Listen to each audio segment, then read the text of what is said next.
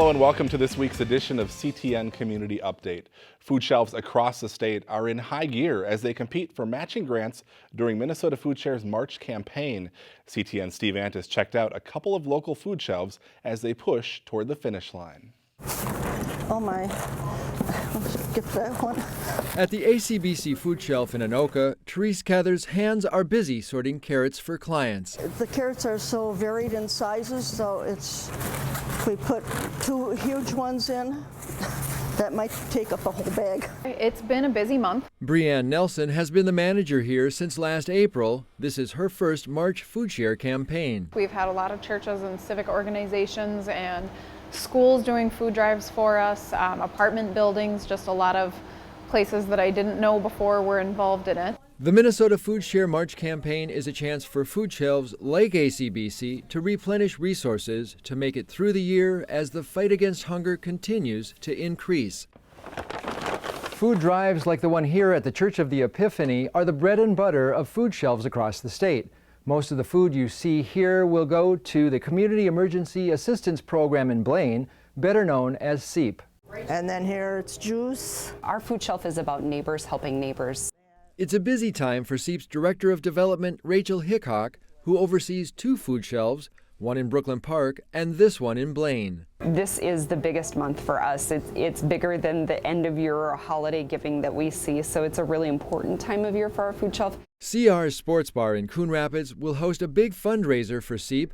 On Saturday, April 1st, the event will be their final push to the finish for Food Share Month. We will do a spaghetti dinner from 6 to 8 p.m. and a beer bust from 7:30 to 9:30, and there will be fun games and things for people to do, a silent auction, all kinds of fun stuff. A pool of matching funds are the end goal for each food shelf. Between pounds of food and dollars raised, we would love to reach 100,000. Our goal is to raise $150,000 and 200,000 pounds of food to stock our food shelf for the coming months. And it will take many hands to make that happen. I'm Steve Antis reporting for CTN Community Update. During last year's March Food Share campaign statewide, they raised $7.9 million and collected 5.2 million pounds of food. It was Minnesota Food Share's most successful campaign in its 34-year history.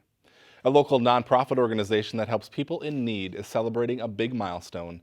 Last weekend, Cars for Neighbors gave away their 1,000th vehicle to Georgetta, a single mother of four who lives in Blaine. Meineke Car Care in Ham Lake donated the labor to get the van ready, so Georgetta had a reliable vehicle to keep her job after hers broke down. The van was donated by a client of the auto repair shop. Nearly 3/4 of Coon Rapids residents rate their quality of life as good or excellent. That's just one finding in a community survey conducted last fall by the National Research Center on behalf of the city. 1,500 surveys were mailed out to random households in all 5 wards, and about 27% were returned. The last time we did a survey was in 2012.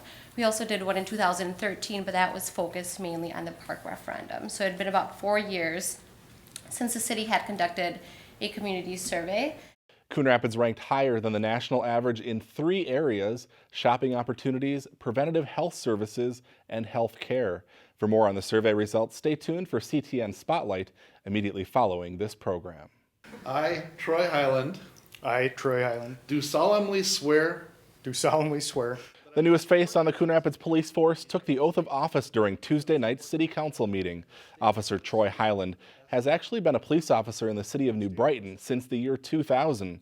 During that time, he served 2 tours of duty overseas as a member of the Minnesota Army National Guard. His wife pinned on his Coon Rapids police badge during Tuesday night's meeting. The future of the Riverwind Park building could become clearer as plans for redevelopment of the park continue to move forward. During a work session this week, it was the consensus of the City Council to conduct a feasibility study to determine what happens to the building.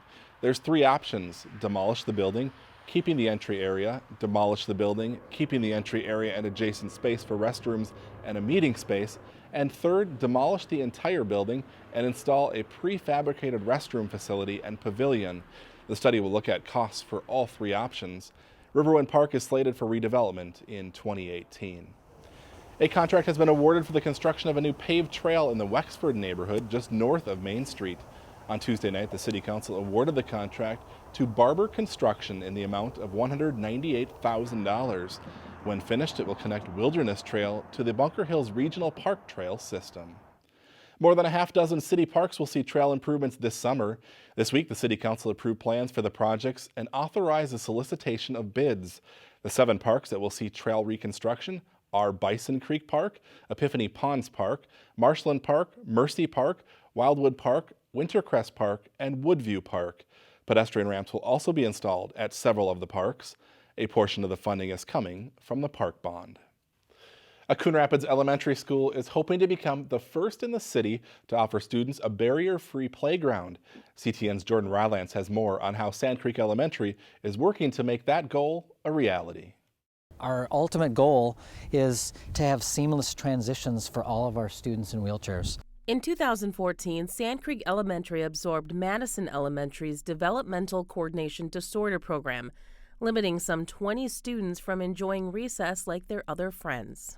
What we're really looking forward to is making our students with disabilities and our non-disabled peers be able to play more together so they're not left out. A barrier-free playground costs about $300,000, and if fundraising goals go as planned, officials hope to break ground on the new playground in the summer of 2018. Last year we did the Apex Fun Run with our students, and we raised $30,000 for our playground. This year we're doing Apex Fun Run again, and the majority of that money is going to go to the playground. Architects created renderings for the playground based off a barrier-free playground in Shoreview. The new playground could feature sensory areas, a pollinator garden, and a rubberized play surface. All improvements aimed at creating inclusion for all students. Our barrier-free playground is not just for our students with disabilities. This is going to be a playground for all of our students. For CTN Community Update, I'm Jordan Rylance. So far, Sand Creek Elementary has raised about a third of the money needed for the playground. If you'd like to help out, we have a link to their fundraising page on our website, ctncoonrapids.com. The Emma B. Howe YMCA is hosting a community open house next week.